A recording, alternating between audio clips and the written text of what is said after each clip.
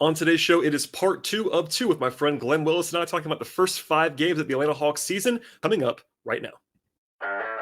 You are Locked On Hawks, your daily Atlanta Hawks podcast. Part of the Locked On Podcast Network. Your team every day.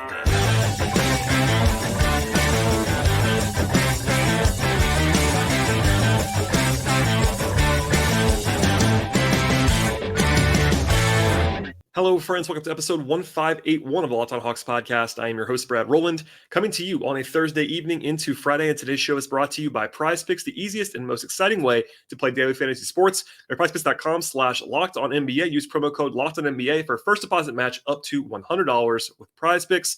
And also, I should tell you at the top of the podcast, make it your first listen each and every day. Check us out and subscribe anywhere you get your podcasts. We're on YouTube on the video side, as well as all the audio-only platforms that you know and love, places like Spotify and Apple Podcasts. And today's show is actually going to be part 2 of 2 with myself and Glen Willis. So if you missed part 1, I recommend starting at the beginning. That should be available in your podcast feed of choice, but a fun conversation to be sure. So long and in depth that we had to go to 2 parts, but stay tuned for part 2 coming to you right now. And here we go with part 2.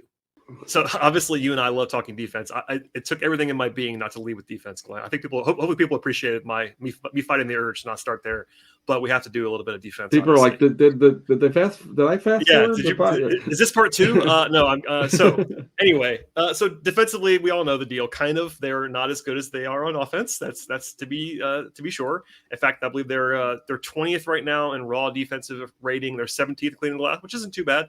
That's with the garbage time removed. I wonder if they removed anything at the end of the game on Wednesday for garbage time, because it felt like they were collapsing in the moment. But anyway, the only real negative in the profile is the opponent shooting, which obviously is that's the biggest thing you have to fix. So it's like, okay, it's only that, but also that's the worst thing for it to be.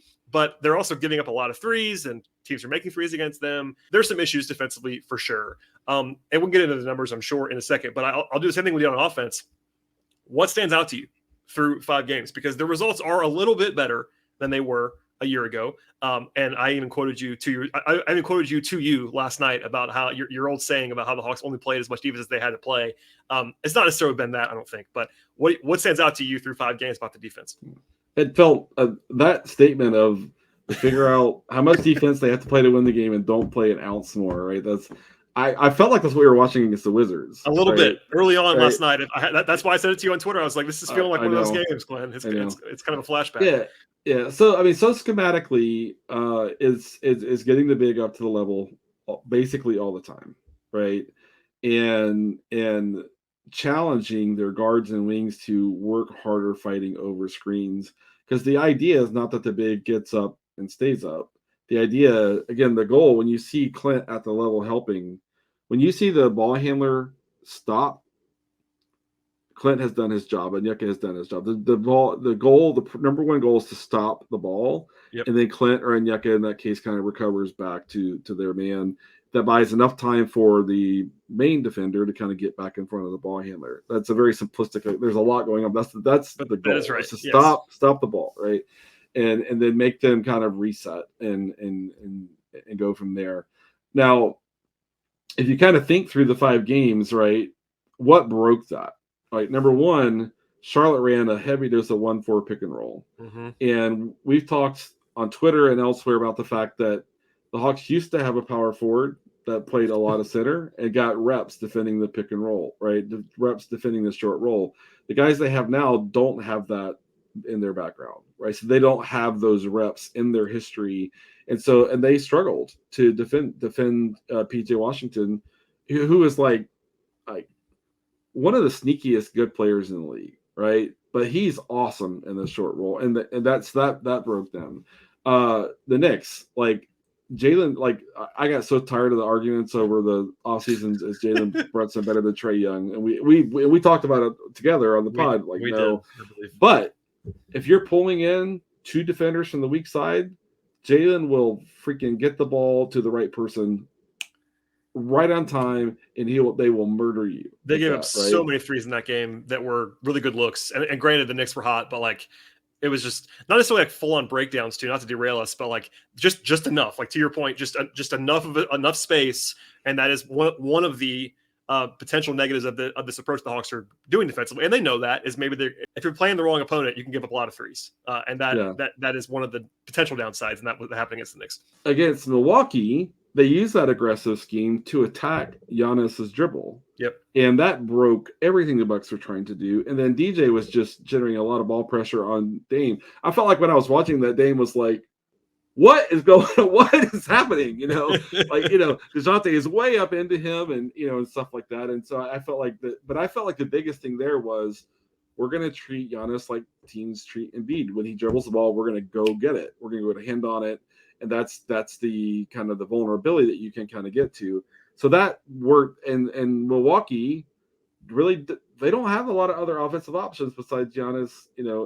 Brooks shooting from the 3-point line, Bortis working down in the mid post. And no Middleton in that game. And they I think wisely. I don't know how much different it would have been, but it's easier to play the way they did because they didn't have another guy. I mean, their wings without Middleton are not exactly the most robust offensive creators. They're just kind of play finishers, which is helpful. Yes. So the Bucks didn't have a counter. So Charlotte 1-4, Hawks couldn't handle it. Knicks out executed, pulling two guys in from the weak side, killed you, right? Bucks, they attacked Dame with aggressive ball pressure, attack Giannis's dribble, right? And then you get to Timberwolves, right? They broke them because they had giants running the baseline behind their defense, and it just killed them, right? And the Hawks fixed that in the second half by pushing the ball out of the middle, right? And you push the ball out of the middle, the big doesn't have to come so far up the floor. They can stay back in the paint and kind of help deter someone come from the dunker spot, someone come from the weak side corner, or whatever it is. That was the first time they abandoned the scheme that they've kind of been fully invested in for this year so far. Was against the second half against the Wolves. Hey guys, we got to push the ball away from the middle, and they were awesome at that. And that was their coincidentally probably their best defensive half. They played great season in terms of what they were executing in the half court, right? Against Washington, it was like, that first quarter effort. That first quarter. I mean, not to make it a joke, but seriously though, even if you had never said that before, and you obviously have, and it's a great point that you've made repeatedly, they did not feel particularly invested in the first quarter, and I think they all kind of acknowledged it after the game. Like they didn't come out, they were not dialed in. Let's just however you want to say that, they were not playing their best, most invested basketball defensively, and a better team might have been up more than the Wizards were, honestly. And fortunately, they kicked it into the high gear. They dominated the middle of that game, and you saw the differential between the two teams in the middle of the game. Right. But the Hawks were almost as bad as they possibly could have been late, and they didn't play very well early and still won by pretty comfortable margin. So that's a good sign on some level. But yeah, I don't know. That was the only time this year for me that it felt like they were not bringing it, is the kind of the parlance that I would use. Like there were execution breakdowns. Quinn talked about that. I've shared a couple of answers on the podcast about like just Quinn keeps talking about execution defensively. That was the only time this year that I have seen a lack of like, I don't want to say effort, but they just didn't have the juice defensively in that first quarter. Yeah. Everything else can be explained. And look, the NBA defense is all about effort thing. It's just not true. Like it's execute. You have to execute. And I'm glad Quinn talks about it that way, because it's very simple. It's like every time they break down, it's like, we didn't execute. It's like, yep, you guys are pros. You have to execute. Yeah. And Quinn would tell you, effort is a part of execution. Oh, sure. Absolutely. Right? For sure, you have to have it. It's kind of the bare minimum is the effort. Yeah. Right. Yeah. You're not going to execute without the effort, but just like running around like intensely and like energetically is not going to, get it. Doing random stuff on defense is not going to work in the NBA, right? Not in the NBA. So the other part is like, I wonder if like after the game, like those last 3 minutes, if a player said this or Quinn said this or whatever, we're not good enough to do that. Right. Yeah, I mean, they didn't say that to the media. I wonder if that was said behind the scenes. I would not be surprised if someone had said that. But it was clear, in particular, Quinn. Obviously, when Trae came out, Trae had his son out there, so it was a little bit more of a looser post game. But Quinn, for a relatively comfortable win, was not exactly bouncing off the walls. Like he was not thrilled, and I think everybody kind of saw that coming with the way the fourth quarter went. And it's almost like a good teaching moment. Like coaches secretly like that kind of stuff, where it's like, we won, but now I can like pound on my team for the way they played in the fourth quarter. Yeah. It's more, I guess it's more of a football thing in a lot of ways. People talk about that in football a lot, where it's like, you won by this much, but now I can yell at my team. But it really is, I suspect that deep down Quinn was like, this is not the worst thing that we did this once in a win. Because obviously you want to win the game, but I'm sure that next film session, which I believe is going to be maybe it's today. They didn't practice today, but we'll see. But yeah, I don't know. Nobody said that out loud, but I would not be surprised if that was a behind the scenes conversation. It's what you might think of it as a low cost opportunity to make a point, right? And coaches, and the thing coaches hate is not having something to grind their team about. Like, we got to do this better. We got to do this better. We got to do, even when things are going well, you're looking for material. Today's show is brought to you by PrizePicks, and PrizePicks is a skill-based, real money daily fantasy sports game. And at PrizePicks, you pick 2 to 6 players, choose whether they'll actually have more or less than their PrizePicks projection. You win up to 25 times money on your entries, and as PrizePicks is just you against the projected numbers. An entry can be done in 60 seconds or less. That's really fast, and it makes life easy for you. They have frequent discounts and bonuses and offers, including weekly promos like Taco Tuesday and Flex Friday. PrizePicks also has a huge selection of sports and stat types not offered anywhere else. They offer projections on the NFL, NBA, MLB, NHL, PGA, and many more. They're operational in more than 30 states now, plus Canada. PrizePicks is the best place to have action in more than 70% of the country. I've really enjoyed checking out PrizePicks all year long. I'm digging in all the time there during the NFL season, of course, and then also now that the NBA is up and running. And on the whole, the experience of PrizePicks is tremendous. It's easy. It's fun. I highly recommend it at the highest level. And PrizePicks.com/LockedOnNBA is the place to go, and use promo code LockedOnNBA for a first deposit match up to $100 with PrizePicks. One more time, that is PrizePicks.com/LockedOnNBA. Use code LockedOnNBA when you get there. Check out daily fantasy sports made easy with PrizePicks. Now, I will say, like, to me, the real evolution of this team is when the players start holding themselves accountable to that, right? That's the best model for kind of getting a team to kind of really stick to the habits, the effort, the execution, the attention to detail, all that sort of stuff. And it's funny when, like, when I talk to people around the league, like summer league, just an opportunity, even like young, like deep assistant coaches, like, what is the philosophy around accountability? Do NBA coaches feel like they should have to motivate their players, or do NBA coaches feel like, no, players should be self-motivating, and I'm just giving you the plan and keeping us on the plan? And I still think it's a mixed response, but I fully believe, this is my belief, that when 90% of accountability roughly comes from the players holding themselves accountable, that's the best model.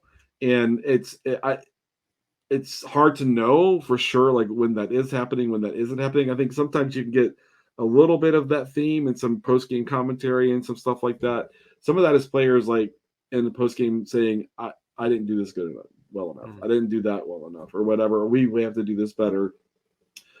And you hear them saying it, so the coach doesn't have to say it, Yeah. So, but I that's where I think that's the next step for this team from a kind of a mental standpoint, is holding themselves accountable. And I can't say that's not happening. We don't know, right? No.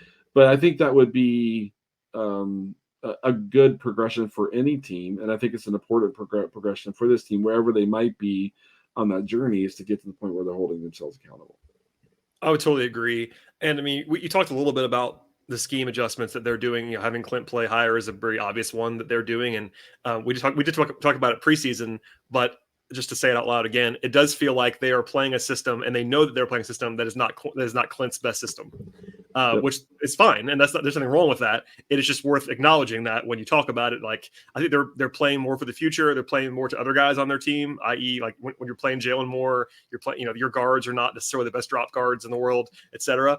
But I look, the early returns on the defensive scheme stuff in the numbers are not great, but they are better. I mean, for instance, they're creating turnovers. They're creating almost 70 turnovers a game, and that's a number that's pretty encouraging. And as Kevin and I think talked about either online or offline somewhere, they kind of have to create turnovers. That's the thing. When you play this way, if you don't create turnovers, I think there was a half against Charlotte when they only had like 3 or 4 turnovers created. They can't afford that. Like that. I guess you could say one of the problems with this, potential problems, I should say, is like, if you're not actually getting them sped up, and you're not creating transition, and you're giving up what the other team wants to get, it could get you beat, because you're going to have some bad situations. But if like it did against Washington in the middle of the game on Wednesday, if you're creating turnovers, you can look unstoppable for a quarter or two. You know what I mean? Like, it starts juicing.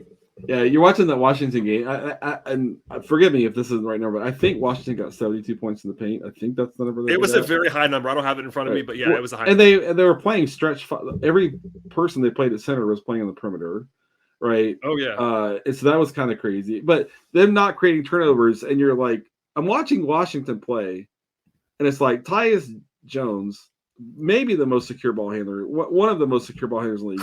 Quinn called him Quinn called him pregame. I believe it was floor general of the highest order was the quote from Quinn on Tyus Jones. Appropriate, right? Yeah. But I'm watching them play. The Hawks aren't generating turnovers. I'm like, Tyus never has the ball. Like Jordan Poole is like running around like the basketball player that he is, right? And and Kuzma was effective, but you can get him to turn the ball over. Yep. And like DeLon Wright, another very secure ball handler. So that's why they almost not they almost lost the game. I don't want to make it seem like it was closer than it was, but they were -10 in turnover margin. If you do that, you're going to lose like a lot. Like you can't afford to be -10. I mean, great, they won the game, I know that, but that's because Washington's not very good. And by the way, to answer your question, it was 74 points in the paint, which is a absurd number against a team like you said in Washington. It's not exactly like pounding against the paint against the paint. That's not really their game. They have a bunch of jump shooters. Even their role guys, your Gallows, your Tyus Jones, like you said, are not like rim pressure guys. Yeah. That's and by the way, no Gafford, like that's a ghastly number against that team. It's terrible. Yeah. Yes. Yeah. And so you're just watching and you're like, yeah, I'm like, you guys should be able to get 6 or 7 turnovers from Jordan Poole. Like that, if you're just playing in your normal kind of aggressive scheme and stuff like that. So, but it's just kind of one of those things. It's like, okay, we can kind of, you can kind of laugh about it, and they won the game. That's why that's bringing us. It's a good example that you could talk about lightly, even if you're Quinn, probably like, hey, we won the game, but like this number, and I got a little bit of pushback last night on the podcast, as you might imagine, because I was not just universally praising a win. But if Washington had been a better team than they are, that would have got dicey. Yeah. Or I mean, certainly would have been close. Washington was 10 of 40 from 3. Like that. I mean, if they just made a couple more of those, again, -10 turnover battle and 74 points in the paint to the opposition, like you're going to lose most of the time with just those numbers. Like it is what it is. And the other thing is, like, Washington could be the worst defensive team in the league. Oh, right? Yeah. Halfway through the second quarter, the Hawks have taken 1 free throw. Like, I'm sorry, like when you're playing a defense like that, you should be living in the free throw. And when they turned it on, they took, I think, 30 the rest of the game, which is a great number for the full game, much less so yeah. I mean, it was kind of a tale of two games. It was the beginning and the end, and then kind of the middle. But not to like go crazy on that game, but it was an example of especially defensively, because I know we're talking about that more. Washington, that's not an awful offensive team. I don't think they're not going to be good, but they're worse defensively. But it did kind of show you like some of the weaknesses if you can't execute. Not to use Quinn's parlance, because I played that answer that he gave last night to the question that I asked about the defense, and it was all about execution. But giving up 43 point attempts and only creating 11 turnovers, like it's a recipe to get yourself beat if the other team can make some shots. So, and they know that. I mean, they're just fun. And look, everyone's defense, unless you're just loaded with talent, has an area or two where you're vulnerable, and that's the way you construct your defense. And the Hawks, I think, right now, 3-point attempts allowed, they're near the bottom of the league, and that probably will continue with the way they're playing. That's just going to happen, and that's fine. I mean, those Bud defense, you remember very well, the really great Hawks defenses with Bud and Millsap and Horford. They were vulnerable, giving up a lot of threes. And when teams made them, they lost. And that's been a Bud thing for a long time. So there's always an area or two. You just say that, and Hawks fans go back to that 2015 Cleveland. Yes. Yeah, I know. I went right there myself. Kevin Love took 85 threes a game, it felt like. Well, and and some teams and other things. And like, the last year's Hawks team, it was they didn't create any havoc at all. So it was, I'll take the aggressiveness, and I think for most guys on the roster, this does. Clint is an example of the other direction, but Jalen's certainly better in a more aggressive defensive scheme, the way they're playing. Dejounte probably the same thing, et cetera, et cetera. So I think there's a lot of positives to that. But what else strikes you? Because like we talk about free throws, they're not fouling. That's a good thing, but I don't know. Today's show is brought to you by FanDuel Sportsbook. Snap into the action this NFL or NBA season with FanDuel, America's #1 sportsbook. And if you're a new customer, you get $150 in bonus bets with any winning $5 moneyline bet. That's $150.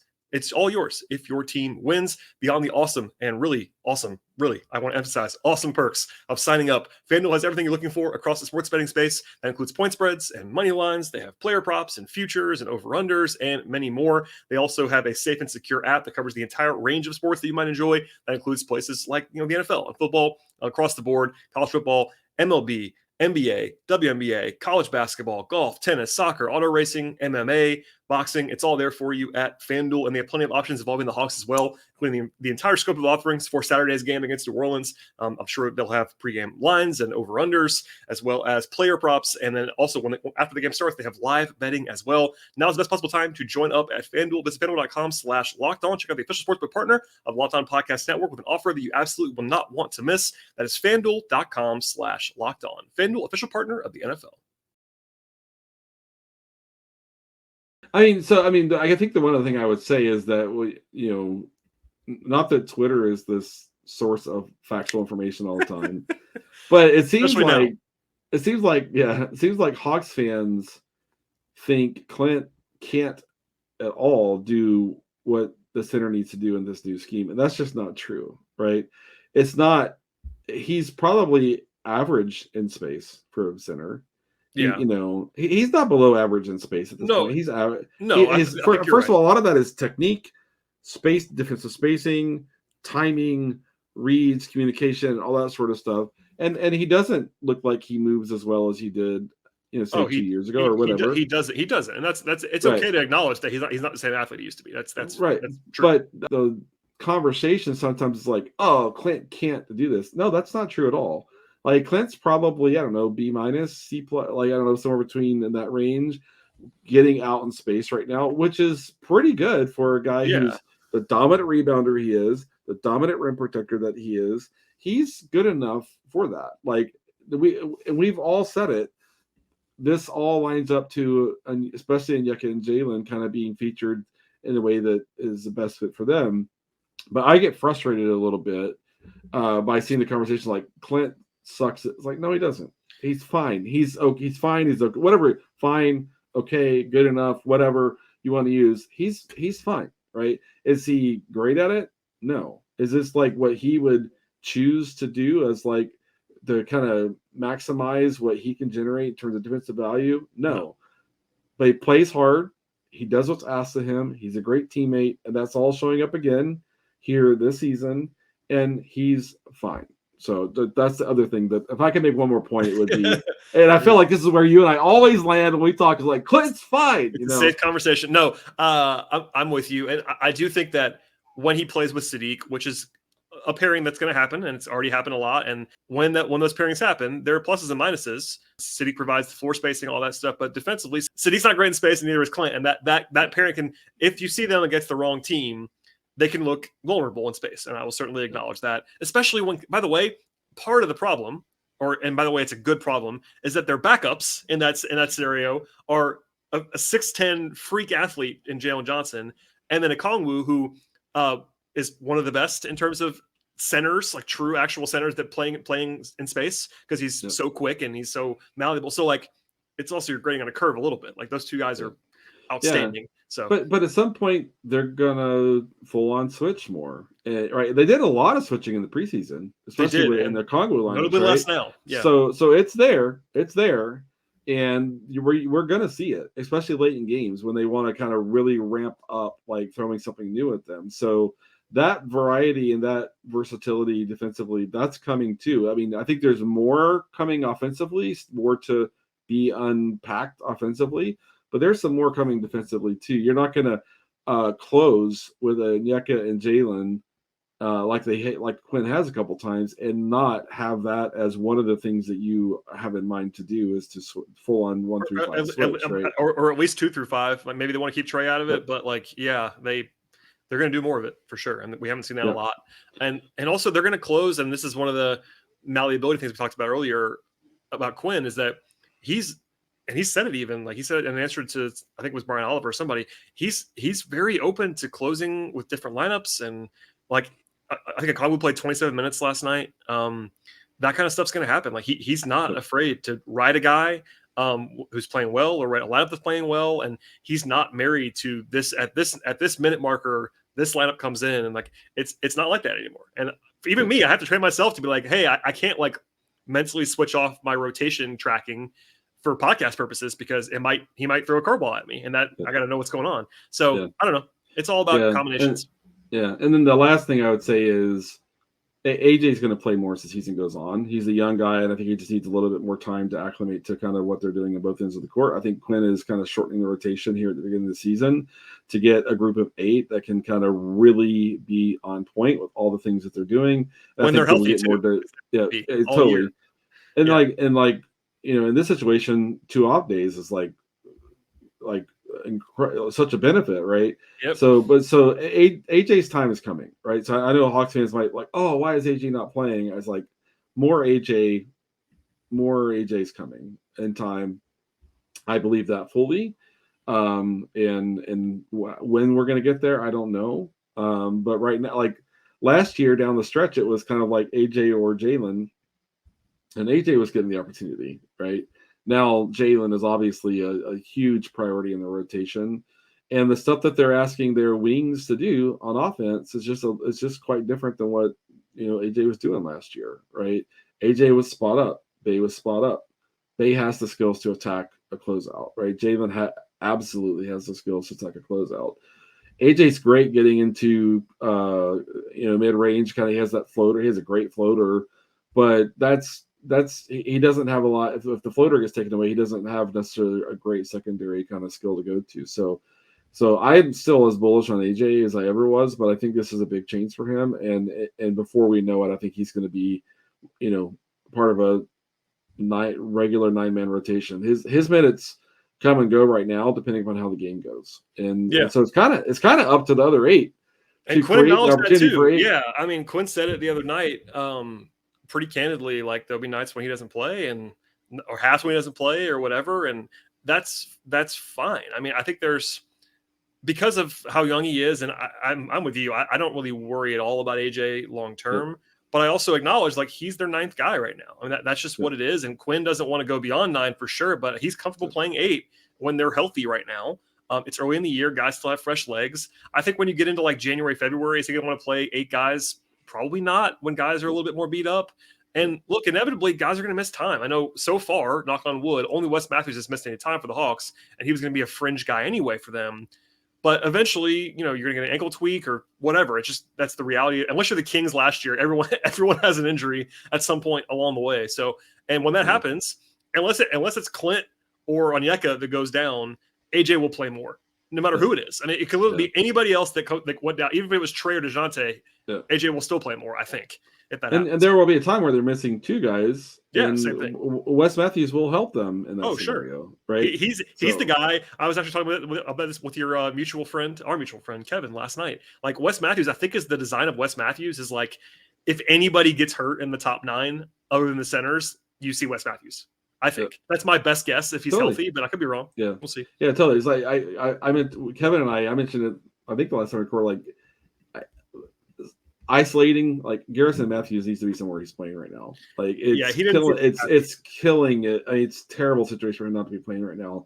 And hopefully something happens that'll kind of work out for him. But if there's like as the chemistry seems great, the vibe, as the kids say, seems great.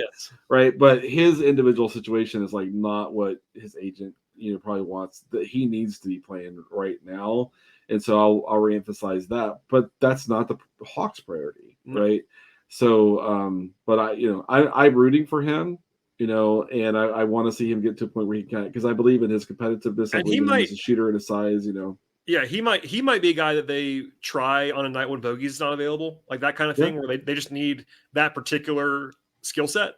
And look, I know we talked about it a lot over the summer. It hasn't come up so far this year because they haven't had the injuries, but I do think that they're stronger in that like 9 through 12, 9 through 13 on the roster this year to where if you do get a couple injuries at the same time, you're not cooked in the way that they have been at times in the last couple of years. Like Bruno's a really good third center. Another example of that, like Clint's not going to play 82 games. I can almost guarantee you that at this point. Trent Forest is very playable. Trent Forest, I mean, there's a reason why. Somebody actually asked me this today, so I'll sort of answer a mailbag question on the show right now.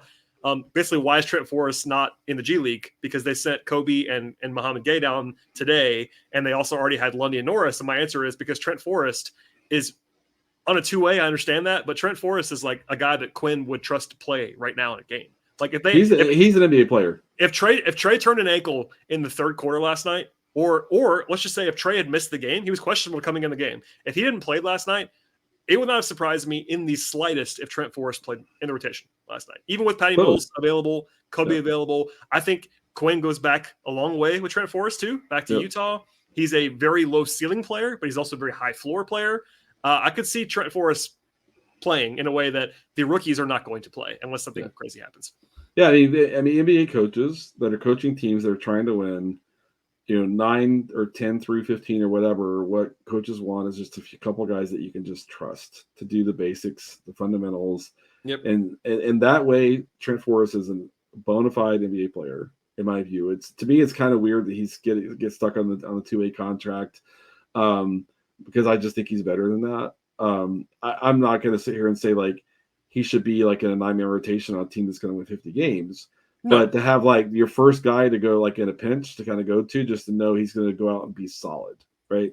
That's what he has. I love guys like that, right? It's one of the reasons I go to summer. It's one of the reasons I go to summer leagues to see these guys are going to become that thing, and stuff. So the Hawks are in way better shape there. So they are. 3-2. 1 complete game out of the 5. Agreed. But hey, 3-2 when you only play 1 complete game is not so bad. I do want to just ask you for, maybe we can do 2 minutes on this at the most. This New Orleans game on Saturday is interesting. Now, we don't know who's going to play at this point because New Orleans is always I don't know who's going to play for New Orleans.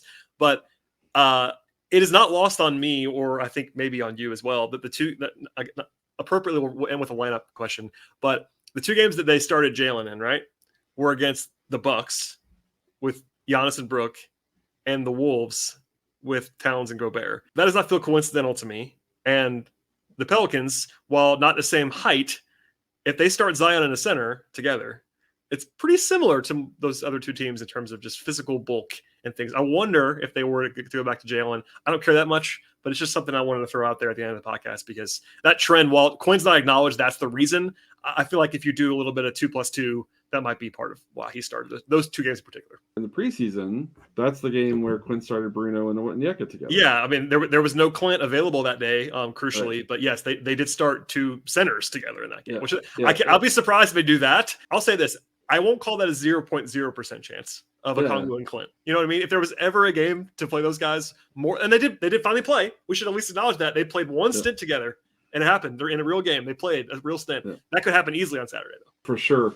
And I mean, for me, as like, I don't know how you ask Bay or Hunter to deal with Zion, right? Jalen has more of the natural skill set. Now, Jalen might foul out in 12 minutes, right? It's he's that hard. Your 2 best, I think objectively, your 2 best Zion defenders are going to be Jalen and Onyeka. And they're both relatively high foul players. But Zion also isn't going to play 38 minutes, you wouldn't imagine either. So maybe you could just get through the night with those guys. But yeah, I mean, I agree with you. It's hard. It's a hard sell to put either Hunter or Bay on Zion as a primary to start the game. I mean, maybe at some point during the game you have to do that, but first minute I would not love that matchup. And I think one of the things that was telling us what Quinn did in the preseason was that he's comfortable using a center to defend Zion, right? Yeah. I know people say conceptually Zion's just going to like dribble right past your center. I don't think that's true. Even Clint will manage his spacing. Clint would really drop off of Zion more. Onyeka would get more up on him, and Clint's like, you want to we've seen Clint guard Giannis before. It's not that. It's not. I mean, they're not the same player, but it's kind of similar in the process of like you just see Clint back up and like you said, manages spacing. I think Clint might be their 3rd best guy on Zion. I agree. Jalen is probably a thing to think about, but like against Minnesota, like in the second half, they had a 4 on Gobert and a 5 on Towns, right? Yep. And that, which was interesting because Gobert is tough on the boards, right? And so, but you might see, I mean, for a few minutes, Bay on Valanciunas, and Bay will need help actually getting the rebound. Certainly. But like Bay will fight. He will compete, right?